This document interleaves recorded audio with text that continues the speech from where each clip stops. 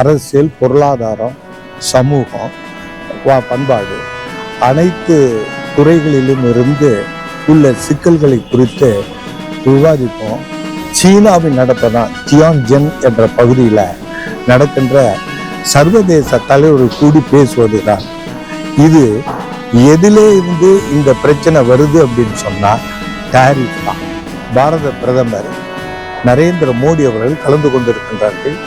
அது வரலாற்று சிறப்பு மிக்கது. அது மட்டுமல்ல, ரஷ்யாவிலிருந்து புட்டின் அவர்கள் வந்திருக்கிறார்கள்.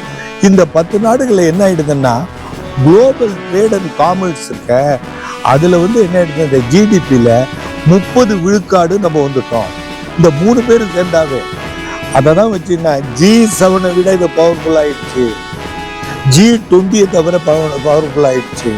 அப்படிங்கும் போது இதுல இன்னொன்று என்னன்னா, வளர்கின்ற நாடு, வளர்ந்த நாடு, அணு ஆயுதங்கள் கொண்ட நாடு, விஞ்ஞான பூர்வமா வளர்ந்த நாடுகள்லாம் ஒன்று சேர்ந்துருச்சு. டொனால்டு ட்ரம்ப் என்ன பண்ணிட்டாரு அப்படின்னு சொன்னா, இந்தியா மீது ஒரு கோபப்பட்டார். அந்த கோபம் நியாயமானதா அப்படி என்றால் இல்லை. நம்மளை விட சீனா வாங்குறான், அதை பத்தி அவங்களுக்கு கோபம் இல்லை. ஆனா நாம வாங்கி என்னமோ அடிமைக்கு சுதந்திரம் கிடைச்ச போது இந்தியா மீது கோபப்பட்டு விட்டார் டொனால்டு ட்ரம்ப். 3 தூண்களிடம் வந்து விட்டது. அதனால நம்மளுடைய எதிர்காலம் ரொம்ப சிறப்பாக பொருளாதார ரீதியில இப்பவே ஜிடிபியில 6.4 இருக்கு, இன்னும் அதிகரிக்கும். நம்மளுடைய வாழ்க்கை தரம் அதிகரிக்கும். நாம் நிச்சயமாவே சூப்பர் பவரா வருவதற்கான வாய்ப்புகள் இருக்கு.